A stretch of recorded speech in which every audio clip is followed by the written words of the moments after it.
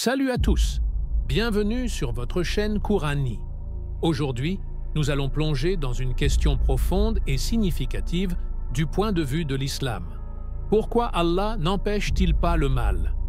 Cette question a intrigué de nombreux croyants et penseurs à travers les âges. Nous allons explorer cette question en nous appuyant sur des versets du Coran et les enseignements islamiques pour mieux comprendre la sagesse divine derrière l'existence du mal. Au cœur de ce débat se trouve le problème du mal.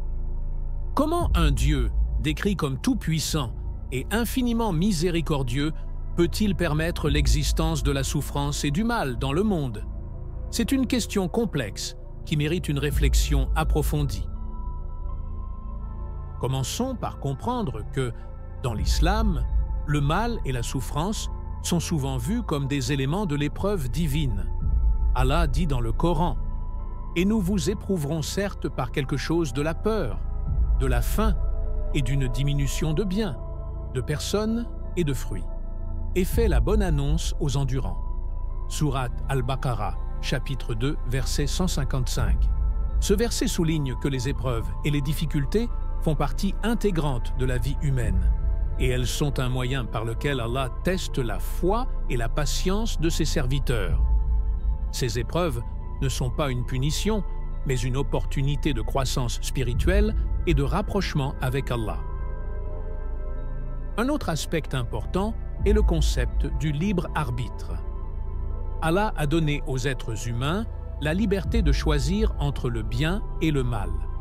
Cela est souligné dans le verset suivant. « Nous l'avons guidé dans le chemin, qu'il soit reconnaissant ou ingrat. » Sourate Al-Insan, chapitre 76, verset 3. Ce verset montre que l'humanité a été dotée du libre arbitre et est responsable de ses choix. L'existence du mal est en partie une conséquence de cette liberté.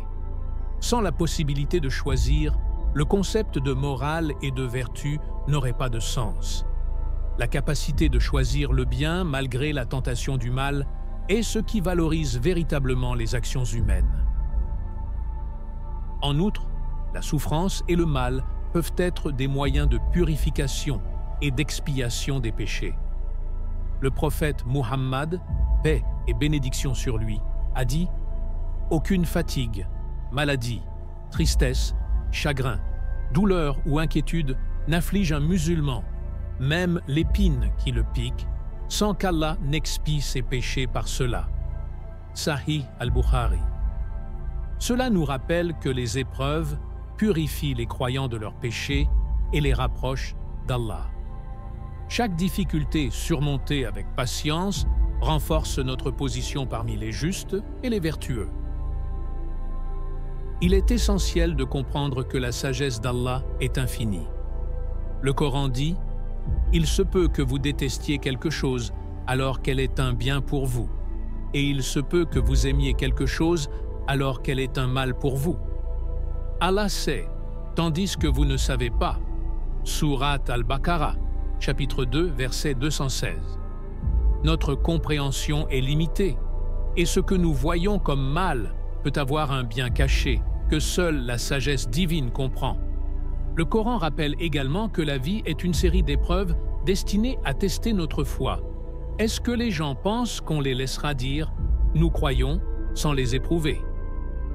Sourate Al-Ankabut, chapitre 29, verset 2. En conclusion, la question de savoir pourquoi Allah permet l'existence du mal n'a pas de réponse simple. Les épreuves servent à tester, purifier et guider les croyants.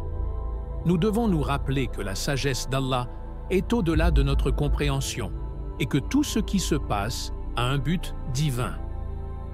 Réfléchissez et méditez sur ces versets et enseignements. Partagez vos pensées dans les commentaires ci-dessous et continuons cette discussion ensemble. N'oubliez pas de vous abonner à la chaîne Courani pour plus de vidéos sur des questions philosophiques et spirituelles. Merci d'avoir regardé.